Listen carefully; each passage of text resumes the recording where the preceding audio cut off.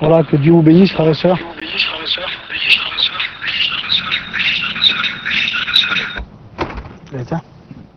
Bon. Voilà, que Dieu soit béni. Je suis heureux de vous faire la petite réunion ce soir. Et donc c'est toujours difficile malgré le temps qu'on le fait depuis maintenant 3 mois bientôt qu'on fait les réunions sur 2 mois et demi plutôt ou 3 mois qu'on fait les réunions sur Zello. Toujours difficile de prêcher devant un téléphone. Mais voilà, que Dieu soit loué pour la parole que le Seigneur a mis sur nos cœurs dans la simplicité ce soir. J'aimerais vous parler d'un modèle. Vous savez, les modèles des enfants de Dieu, la Bible dit, ayez pour modèle les prophètes. Et notre modèle à nous, c'est pas le monde. Un enfant de Dieu ne copie pas sur le monde. Un enfant de Dieu ne s'adapte pas sur les choses de la terre.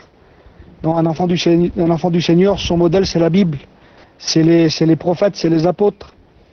Et j'aimerais vous parler d'un homme qui est important pour moi dans l'Ancien Testament, un prophète qu'on ne parle pas souvent. C'est vrai qu'on prêche beaucoup sur le roi David, sur les prophètes comme Ésaïe, mais cet homme-là, on n'en parle pas souvent, mais c'est un homme important dans la Bible. De toute façon, tous les hommes sont importants dans la Bible. Mais là, cet homme, c'est quelqu'un d'important dans mon cœur, et il a une attitude de cœur vraiment importante, que moi, je désire avoir. C'est le désir de mon cœur de ressembler à cet homme-là. Et cet homme, c'est Habakkuk. C'est un prophète qui a vécu 700 ans avant le Seigneur, avant que Jésus vienne sur terre. Il a prophétisé. Et il va dire ces mots, tout au départ de son livre, oracle révélé à Habakkuk le prophète. Et un oracle, vous savez, c'est un fardeau. Le mot oracle veut dire fardeau.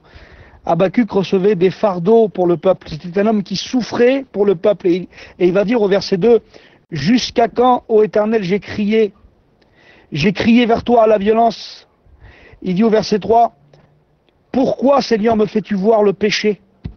Pourquoi, Seigneur, me fais-tu voir l'iniquité ?» Il semblerait que cet homme, ce prophète, il voyait le mal. Il avait un fardeau pour le monde. Il avait un fardeau pour le peuple juif. Et chaque jour, il voyait le mal autour de lui, et ça le faisait souffrir. Mes frères et sœurs, on vit des temps difficiles. Je vous dis la vérité, tout à l'heure, on était avec David, on était invités à manger, et je voyais tous ces gens qui étaient là, c'était des inconvertis qui mangeaient et qui buvaient. On était là, et je dis, Seigneur Jésus, je les regardais tout à l'heure, et j'avais un fardeau sur mon cœur pour ces personnes. Je disais, Seigneur, quelle tristesse. Et ça, c'est les sentiments qu'un enfant de Dieu doit avoir. Je les ai pas toujours eus et je les ai pas toujours. Vous savez, je suis un homme très simple.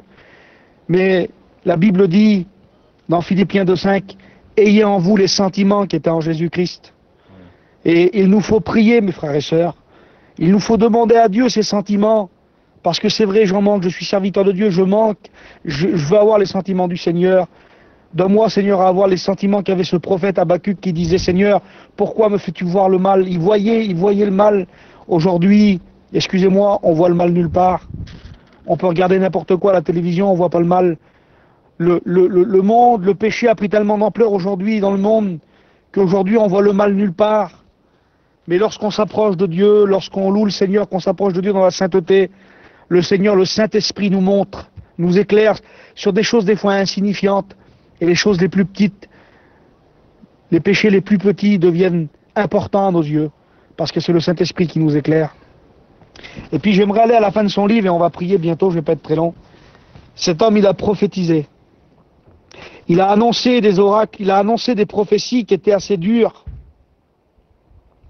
C'est lui qui a dit ces mots. C'est lui qui a dit ces mots. Si la prophétie tarde, attends-la. Vous savez, excusez-moi, hein, pardonnez-moi, mais beaucoup ont changé la traduction de ce verset en bénédiction. Si la bénédiction tarde, attends-la, c'est une chose qui est vraie, merci Seigneur. C'est vrai que si la bénédiction tarde, attends-la, il n'y a pas de problème. Mais le texte de Habakkuk, c'est pas la bénédiction, c'est si la prophétie tarde, attends-la. Et cette prophétie, mes frères et sœurs, c'était une prophétie qui annonçait pas des choses terribles. Il va dire au verset 9, malheur à celui qui amasse pour sa maison des gains iniques, malheur. Il va dire plusieurs fois malheur, malheur. Et ces prophéties, c'était des calamités que Habakkuk avait annoncées sur Israël. C'est-à-dire que les choses ne s'amélioreront pas. Mes frères et sœurs, je vais vous dire quelque chose. Je ne voudrais pas être un oiseau de mauvais augure, mais devant nous, je parle de la terre, bien sûr, des hommes de la terre, ça ne s'améliorera pas. Ça ne va pas en s'améliorant. Le monde est en train de basculer dans le noir. Mais pour nous, les enfants de Dieu, il y a une parole qu'on attend, c'est le retour de Jésus qui va venir chercher son Église. Et le Seigneur va venir nous chercher. Et regardez l'attitude de cœur d'Habakkuk et on va finir. Ça m'a touché.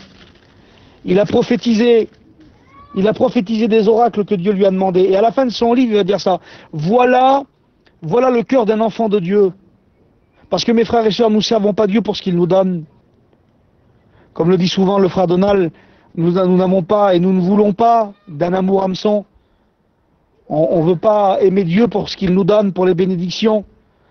Et regardez le cœur de cet homme, il va prophétiser puis il va dire ça à la fin de son livre, dans Habakkuk chapitre 3 et verset 16. Dieu va lui parler. Dieu va parler à Habakkuk et va lui annoncer des choses sur son avenir et sur l'avenir de son peuple. Et c'était des choses qui n'étaient pas terribles. C'était pas en vérité des bénédictions. Et regardez ce qu'il va dire. J'ai entendu et mes entrailles se sont émues. À cette voix, mes lèvres frémissent et mes os se consument et mes genoux chancellent. En silence, je dois attendre le jour dans la détresse, le jour où l'oppresseur marchera contre le peuple. Écoutez bien ce qu'il dit au verset 17. Car le figuier ne fleurira pas. Seigneur, c'est pas terrible ça. Le figuier ne fleurira pas. La vigne ne produira rien, Seigneur. Le fruit de l'olivier manquera. Les champs ne donneront pas de nourriture. Les brebis disparaîtront du pâturage. Seigneur, pardonne-moi, quelle vilaine prophétie. J'ai pas envie d'écouter ça, moi. Il dit, il n'y aura plus de bœuf dans les étables. Mais regardez ce qu'il dit au verset 18. Toutefois, je veux me réjouir en l'Éternel. Malgré tout, je veux me réjouir en l'Éternel. Je veux me réjouir dans le Dieu de mon salut. L'Éternel, le Seigneur est ma force. Il rend mes pieds semblables à ceux des biches. Il me fait marcher sur mes lieux élevés, au chef des chants qu'avec instrument à cordes. Mes frères et sœurs, moi je suis touché quand je lis ça. Il écoute ça de Dieu. Le fruit va manquer. Le champ ne donnera pas son fruit. Il n'y aura plus de brebis dans les pâturages. Mais malgré tout cela, malgré que je vois du noir, toutefois je veux me réjouir en l'Éternel. Je m'écris, loué soit l'Éternel et je suis délivré de mon ennemi. Peut-être le matin tu te lèves et tu vois que le noir, il n'y a que le noir qui est là. Ton fils, ça n'a pas changé. La maladie est toujours là. Et l'ennemi veut nous accabler. Et l'ennemi nous montre la vérité des choses. Et mes frères et sœurs, vous savez, nous ne sommes pas des hommes et des femmes, excusez-moi du mot, tordus, nous ne sommes pas des hommes tordus. Nous ne prêchons pas l'évangile de prospérité, nous ne prêchons pas l'évangile de la parole de foi, qui dit je suis guéri, je suis guéri, je suis guéri, je suis guéri. C'est pas à force de parole. Mes frères et sœurs, bien sûr que Dieu guérit, il n'y a pas de problème. Mais il y a des chrétiens qui sont morts dans la maladie, excusez-moi. Hein. Mais la véritable foi d'un enfant chrétien. Merci Seigneur pour la foi qui nous apporte la guérison et je le crois que Dieu guérit. J'impose les mains pour la guérison. Je vais prier pour une femme tout à l'heure pour la guérison. Mais malgré tout, les paroles d'Habakkuk, malgré tout le noir, un véritable enfant de Dieu, c'est qui sert le Seigneur malgré tout. Il sert Dieu dans la maladie, il sert Dieu dans la souffrance, il sert Dieu dans la peine, il loue son Père. Parce que dans tous ces problèmes, Habakkuk, dans tous les calamités que Dieu lui avait annoncées sur la terre, il a dit ces mots, je veux me réjouir en l'Éternel. Sa seule réjouissance à cet homme, c'était Dieu.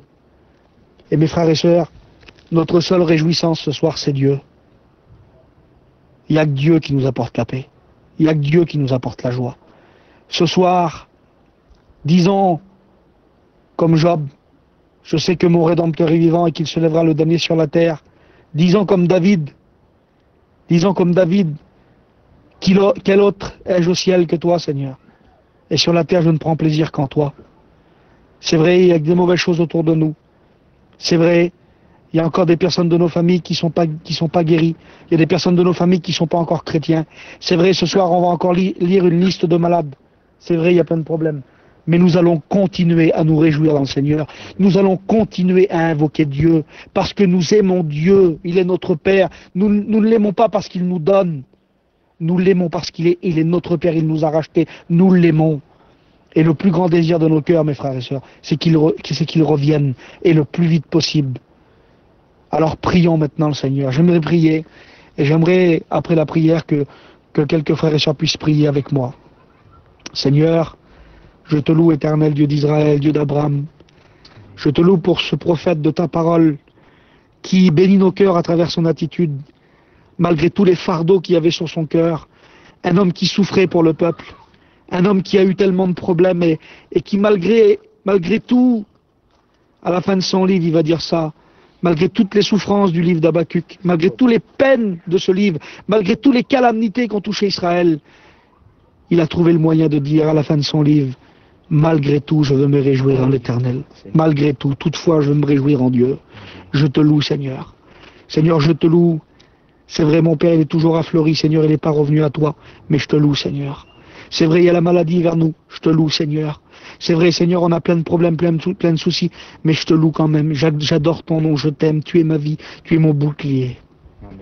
Mon âme bénit le Seigneur. Priez maintenant le Seigneur. Je laisse la place aux frères et sœurs qui veulent prier malgré tout, malgré vos soucis, vos problèmes. Continuons ensemble à prier et à adorer Dieu. Continuez à prier, frères et sœurs. Amen.